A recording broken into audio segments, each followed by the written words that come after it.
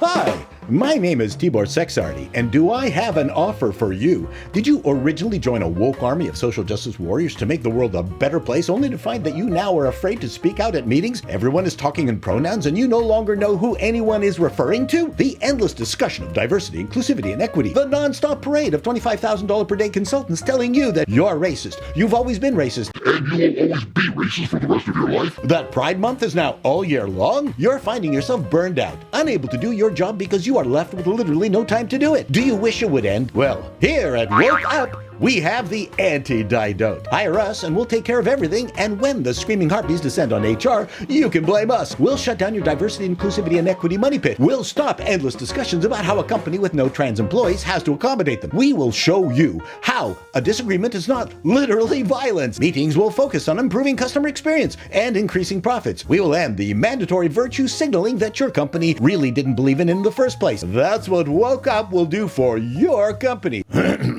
What a difference. We've had our first profitable quarter in 2 years. The more diverse and less racist we tried to be, the less diverse and more racist we became. Thanks, Woke Up. You're great. And your employees. I'm enjoying coming into work again. I can mention Jordan Peterson or J.K. Rowling without getting locked up in the metal sweatbox in the courtyard. Stop living in constant fear and get back to work. It's time you woke up. Hello, denizens. Your former network executive here. I'll bet you were fooled by my introduction. I'm sure many company presidents were desperately trying to email or phone me during it to find out more about Woke Up. I'm sorry, but I made it all up. It's not real.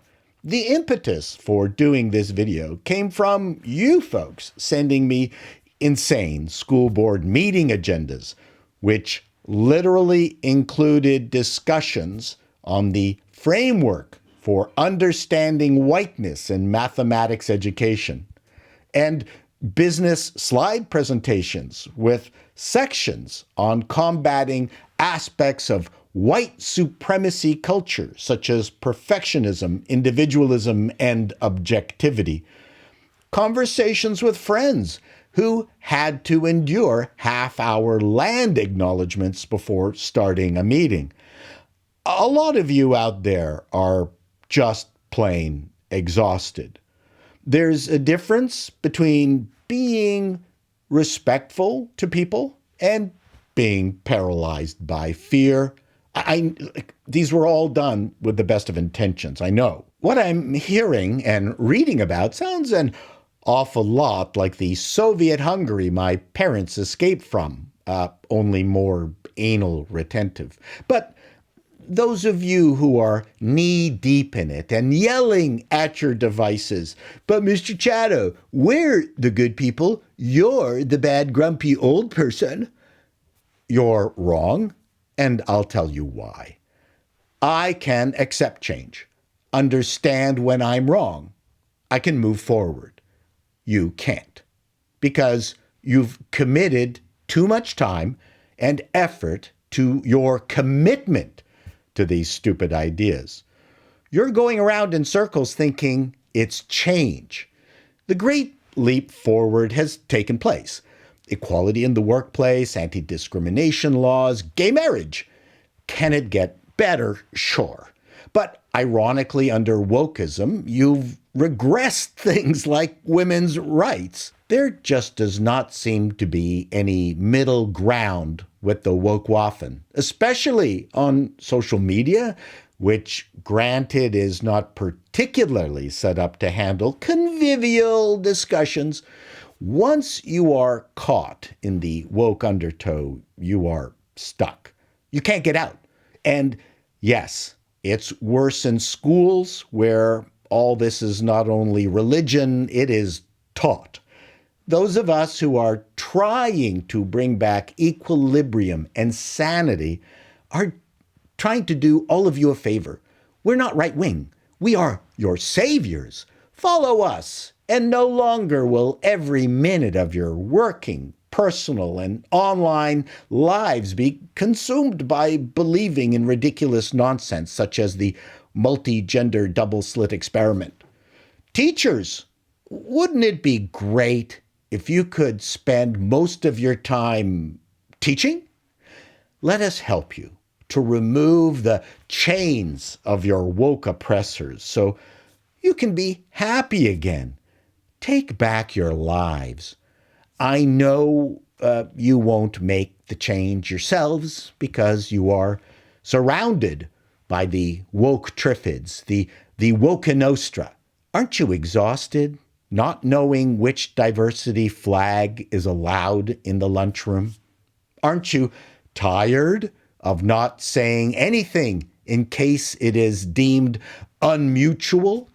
Aren't you tired of knowing this is never going to end? To actor Sebastian Croft, who has apologized to the woke waffen for voicing Harry Potter in the Hogwarts Legacy video game, will help you find your balls.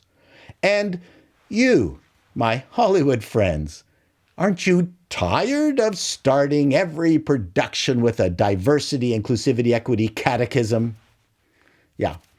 Remember, all woke initiatives are based on the notion that things have never been worse and that the program must go on forever because 90% compliance is just not good enough. Instead of never ending, how about we try vigilance, constant vigilance?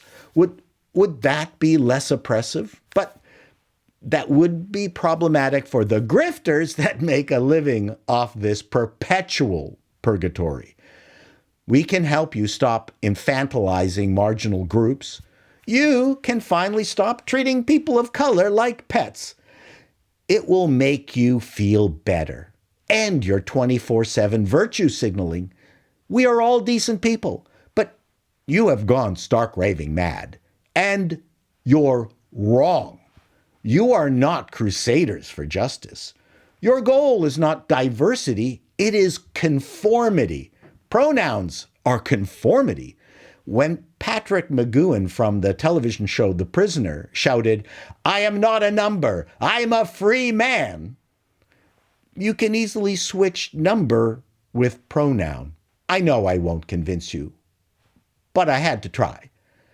I see it as a fight between polite society's ability to absorb change versus the industry of change that doesn't really want you to change.